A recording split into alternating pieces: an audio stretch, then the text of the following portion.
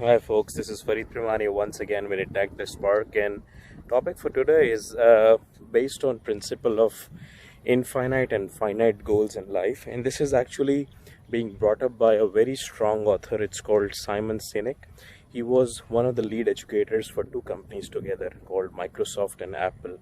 We both know these companies very well, but he actually attended all the summits and figured out a very big difference on which he has mentioned 5 key principles on how to lead and create an entrepreneurship model based on principle of finite and infinite goals, and what is the difference between fulfillment versus victory management. So victory management, when he used to attend meetings with Microsoft, there was one thing which was very common, that they were in a rivalry to Apple, and 70% of their meetings were based on how to bring Apple down. And whereas compared to Apple, when they used to attend the meetings for 100% people, the major intention was how to create best education solutions and a device which could help students to interact with teachers and teachers to interact with students. And that's how they kept on improvising. And you can see technology, especially Apple products, are now more being used for the learning processes, right, and the business solutions.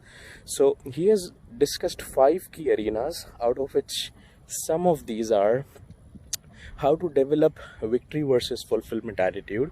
So the major thing is, whenever there is a fulfillment attitude, people try to follow you, and when they try to follow you, they try to, your mission tries to continues whether you live or die. That doesn't matter, because that inspires people.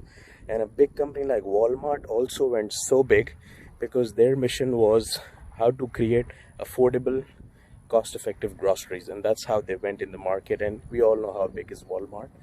The second thing is how to create trustworthiness, and that trustworthiness in the team is done by psychological relationships. So in a big team, when people share their values, which is more than they know each other's stories from the personal childhood and all those things, they actually have more psychological strong bond for each other, and they try to stay in close coordination.